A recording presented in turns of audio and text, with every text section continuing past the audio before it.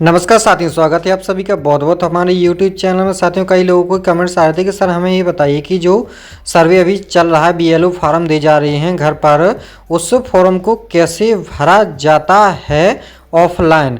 तो साथियों, इस वीडियो में हम आपको स्टेप बाय स्टेप तीनों कॉलम को भरना बताने वाले हैं। तो वीडियो को लास्ट तक देखें और अभी तक चैनल को सब्सक्राइब नहीं किया तो चैनल को सब्सक्राइब जरूर कर लें।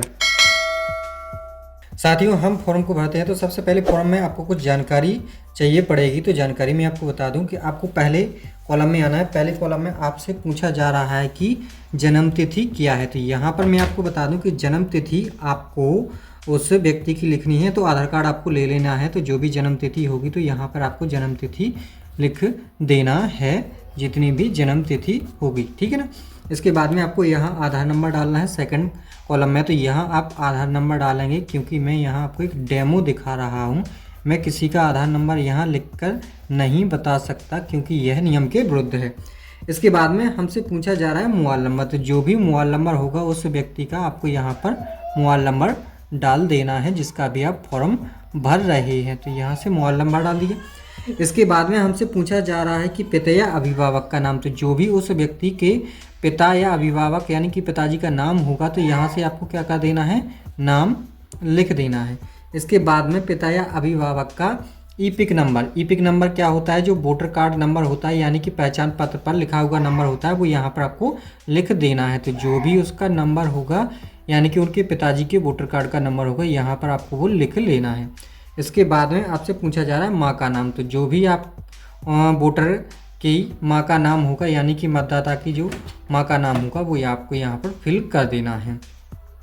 तो एग्जाम्पल के तौर पर मैं यहाँ इसके बाद में माता का ईपिक नंबर आपको यहाँ पर लिख देना है। तो जो भी माता का ईपिक नंबर होगा यानी कि वोटर कार्ड नंबर होगा वो आपको यहाँ पर लिख देना है। मैं आपको एक डेमो की तरह बता रहा हूँ। इसके बाद में हमसे पूछा जा रहा है पति या पत्नी यदि लागू हो, यानी कि उसकी अगर शादी हो चुकी है, अगर महिला है तो महिला के पति का नाम यहाँ आएगा, और अगर पुरुष है तो पुरुष की यानी कि पत्नी का यहाँ नाम आएगा। तो या तो आपको पति का नाम लिखना है अगर महिला है तो, और अगर पुरुष है तो उसकी पत्नी का नाम आपको यहाँ पर लिख लेना है, ठीक है ना। जैसे मैं एग्जांपल के तौर पर महिला का फॉर्म भर रहा तो उसके पति का नाम मान लीजिए राजू है, तो आपको यहाँ राजू लिख लेना है। और एग्जाम्पल के तौर पर अगर पुरुष का फॉर्म आप भर रहे हैं, पुरुष का नाम राजू है, तो उसकी पत्नी का जो नाम होगा, मान लीजिए मैंने यहाँ एग्जाम्पल के तौर पर लिखा है सुनीता, तो सुनीता यहाँ लिख देना। इसके बाद में उसी जिसका भी आपने नाम लिखा महिला या पुरुष का यानी कि, तो उसका यहाँ ईपिक नंबर डाल देना है, यानी कि उसका जो भी मतदाता क्रमांक होगा वो आपको यहाँ पर डाल देना है। अभी यहाँ दो कॉलम दिए गए हैं। दो साथियों, पहला कॉलम भरने के बाद में सेकंड कॉलम पर आएंगे। सेकंड कॉलम पर जैसे कि मैंने बताया है कि आप का अगर नाम 2003 की सर्वे सूची में नाम है तो आपको क्या करना है, यहाँ पर अपना नाम लिख लेना है, जो भी आपका नाम होगा। इसके बाद में आपको क्या डाल देना है, ईपिक नंबर आपको अपना लिख लेना है, जो भी आपका मतदाता क्रमांक होगा वो यहाँ पर आपको लिख लेना है।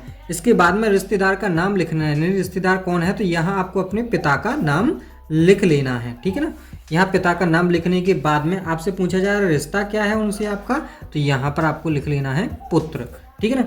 इसके बाद में आपसे पूछा जाएगा कि आपका ज़िला कौन सा है। तो जो भी आपका ज़िला लगता हो वो ज़िला आपको यहाँ लिख लेना है। एग्जाम्पल के तौर पर मैंने यहाँ पर मेरा ज़िला मान लीजिए टीकमगढ़ है, तो मैंने टीकमगढ़ लिख लिया। इसके बाद में राज्य कौन सा है, तो जो भी राज्य होगा उस राज्य का नाम आपको लिख लेना है। जैसे कि यह टीकमगढ़ ज़िला मध्य प्रदेश में आता है, तो इनका राज्य कौन सा होगा, मध्य प्रदेश होगा। इसके बाद में विधानसभा क्षेत्र कौन सा लगता है, तो जो भी विधानसभा क्षेत्र लगता होगा उस विधानसभा क्षेत्र का नाम यहाँ लिख लेना है। तो मान लीजिए मैंने यहाँ इनका विधानसभा क्षेत्र जतारा लगता है, तो जतारा यहाँ पर लिख दिया है। इसके बाद में यहाँ आपसे पूछा जाएगा विधानसभा निर्वाचन क्षेत्र की संख्या कितनी है, तो मान लीजिए जो भी संख्या होगी वो संख्या आपको यहाँ पर लिख देना है। इसके बाद में जो भाग संख्या होगी, भाग संख्या आपको 2003 की सूची में देखने को मिल जाएगी। तो 2003 की सूची कैसे निकालें, इसका वीडियो मैंने चैनल पर पहले दे रखा है, तो वहाँ से आप देख सकते हैं कि 2003 की सूची कैसे निकालते हैं। एग्जाम्पल के तौर पर इनका भाग संख्या मान लीजिए 559 है, तो वो लिख लेना है, ठीक है ना। साथियों, आप ए और बी कॉलम की जानकारी समझ गए होंगे कि ए कैसे भरना है, बी कैसे भरना है। अब मैं आपको बताता हूँ कि कॉलम नंबर सी किनको भरना है और कैसे भरना है। तो जिनका नाम 2003 की सर्वे सूची में नहीं है वो वोटर बन गए हैं, तो उनको कॉलम नंबर सी भरना है। कॉलम नंबर सी किसको भरना है? जिनका नाम वोटर सूची में तो है लेकिन 2003 की सर्वे सूची में नहीं है, तो उनको अपने माता पिता दादा या दादी की जानकारी यहाँ पर भरनी है। यानी कि अगर उनके माता पिता का नाम भी 2003 की सर्वे सूची में नहीं है तो वो अपने दादा दादी की जानकारी यहाँ पर उनको भरनी है।